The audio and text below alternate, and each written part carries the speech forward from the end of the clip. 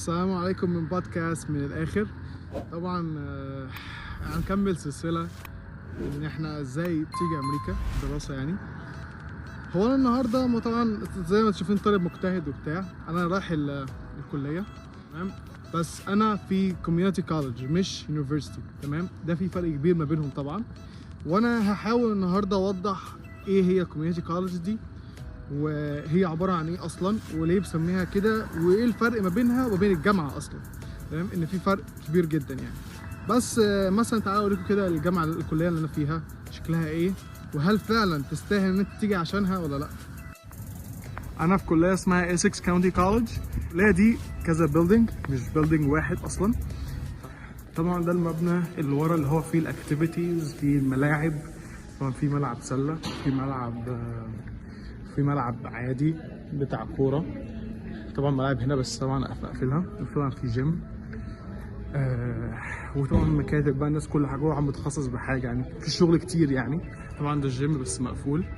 بقول لك ان في هنا زي مثلا مطوشه بيعملوا بطولات كتير، بيعملوا حاجات كتير الناس بتستفيد منها وبياخدوا منها منح، بتدرس وان هي في نفس الوقت بتلعب كوره وبتلعب سله وكده، بياخدوا منها منح وبياخدوا منها حاجات تانية. طبعا دلوقتي داخلين على الحصه بس احنا جايين بدري حوالي ربع ساعه. وطبعا ده عباره عن الكلاس روم. هو كده عباره عن بس زي ليكتشر، هي كده، هو كده مفيش تاني، مفيش اكبر من كده. طبعا في هنا عادي في بروجيكتور زي شاشه وزي السبوره، في ناس عايزه كده وفي ناس بتحب كده. هنا مثلا احنا داخلين على المبنى طبعا السلالم، كل قسم هنا بقى يعني. هنا الكليه دي بيبقى فيها اقسام كتير جدا.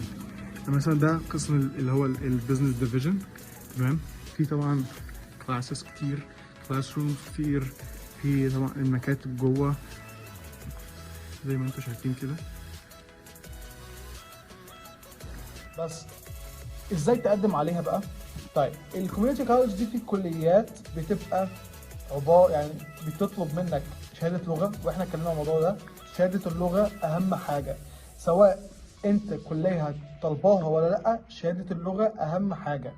نقدر نقول دي العنصر الاساسي ان انت تيجي هنا مستريح، ما تجيش هنا تعبان ولسه هتعافر في موضوع اللغه. والموضوع اللغه مش سهل، ان انت بتتعلم لغه تانية بدماغ تانية، او موضوع مش موضوع انت بتتكلم وخلاص، انت موضوع انت بتعيش اللغه بتعيش اللغه.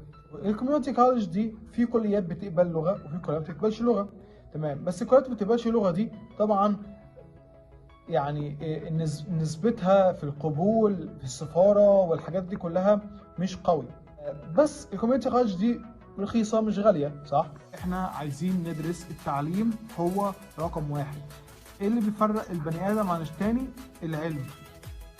سواء انت بتتعلم ايه، حتى لو انت في مصر انت بتتعلم، فكل ما انت بتتعلم مستواك او قيمتك هتزيد.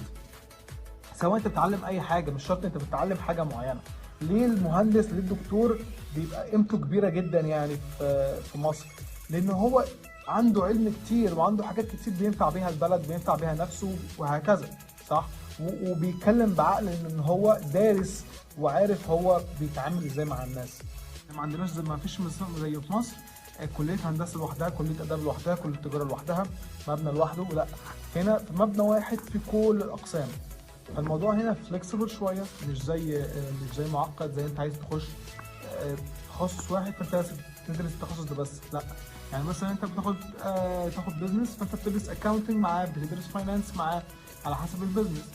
وهذا مثلا لو بالنسبه للتخصص فاينانس بتاعي، انا مثلا بدرس فاينانس اللي هو اداره الاموال وهكذا والحاجات دي، فانا لازم ادرس معاه بزنس وفي نفس الوقت لازم ادرس معاه اكاونتنج وبدرس معاه اقتصاد.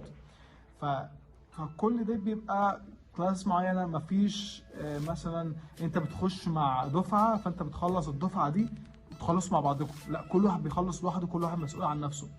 فانت عشان تتخرج من الكليه دي فانت لازم تطلع ب 60 كريدت. الكريدت دي اللي هي عباره عن الساعه.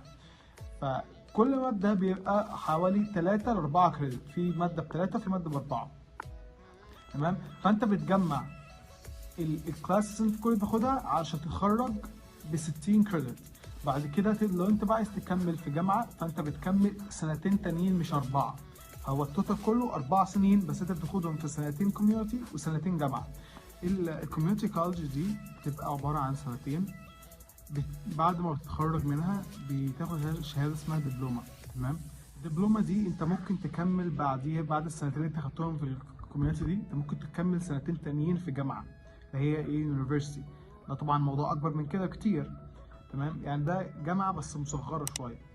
فدي بتساعدك، او بمعنى اصح بتساعد الناس اللي هي معاش فلوس، او في حاجتين. الناس اللي معاش فلوس بتخش هنا الكليه عشان الكليه هنا رخيصه مش غاليه مقارنه بالجامعه. طبعا هي غاليه بالنسبه لنا، انت بتدفع من جيبك، فبالنسبه لهم هم مش غاليه، بالعكس ده بيبقى ان انت بتحط فيه بتحط فلوس فيه، بس انت مش عارف انت عايز تتخصص في ايه. الكوميونتي كولج دي بتبقى عباره عن اقسام كتير في كليه واحده. بس نرجع تاني لموضوعنا اللي هو احنا كنا بنتكلم فيه، موضوع التقديم بالنسبه للكوميونتي كولج. يعني هو التقديم سهل جدا مش صعب، سواء انت هتقدم في اي كليه في اي جامعه على حسب انت قرارك انت عايز تدرس ايه وتكمل في ايه. فهو الموضوع مش صعب. انت كل اللي انت بتعمله انت بتخش على اي كليه في امريكا، اي كليه بتخش على الويب سايت بتاعها، هتلاقي فيه كده. يعني انت ممكن تكتب مثلا ايه، سواء مثلا لو تتكلم على اسكس فممكن تكتب اسكس كاونتي كولج فور انترناشونال ستودنتس. تمام. اللي هو انترناشونال ستودنت ده اللي هو ايه، الفون فيزا اللي احنا بناخدوها. تمام. فانت لما تيجي بتقدم عليها هتلاقي كلمه لو ريكويرمنتس، الطلبات اللي هم طالبينها. فكل اللي انت عليك ان انت بتاخد الطلبات دي وتشوف هم عايزين، يا جماعه انتوا عايزين مني ايه، جمع الحاجات دي كلها تديها لهم وهما يقبلوك. الموضوع مش مستحيل يعني.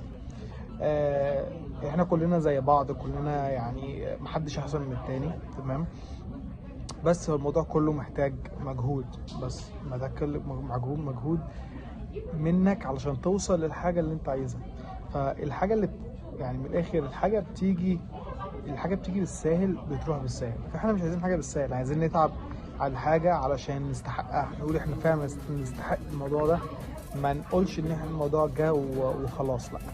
فاحنا بنتعب علشان نلاقي بعد كده. هي الحياة مراحل، ما الدرجات. انت عديت الدرجة الاولى تخش الدرجة الثانية تخش الدرجة الثالثة، فكل ما بتعلى كل ما المستوى بيصعب. هي لعبة، فاهم؟ كل ما انت بتعلى في مستوى كل ما المستوى بيصعب منك.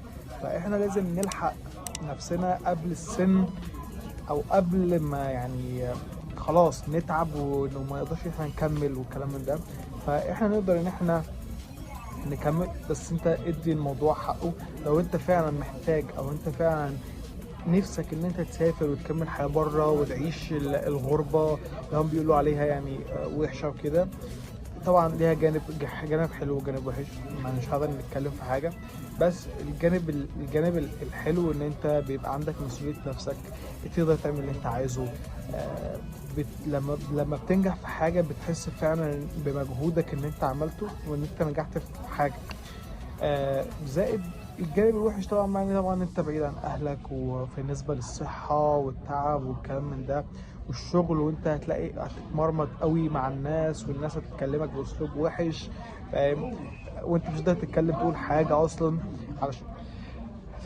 فانا نحب نختم الموضوع ان هو الكوميونتي كولج انت لو قدمت فيها الموضوع مش صعب.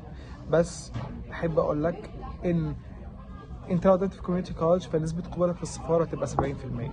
لو انت قدمت على جامعه فانت نسبه القبول بتعلى طبعا، ان انت بتقول لهم يا جماعه انا جد، انا جاي جد، انا مش بهزر. ف لازم تجمع، لازم تبقى مملي اوراق، لازم يبقى انت البنك ستيتمنت موجود طبعا، كشف الحساب، الشهاده بتاعت الانجليزي، الشهاده بتاعت الجامعه. انت معاك الثلاث حاجات دول، خش على طول على التقديم، والموضوع مش هياخد حرفيا يوم.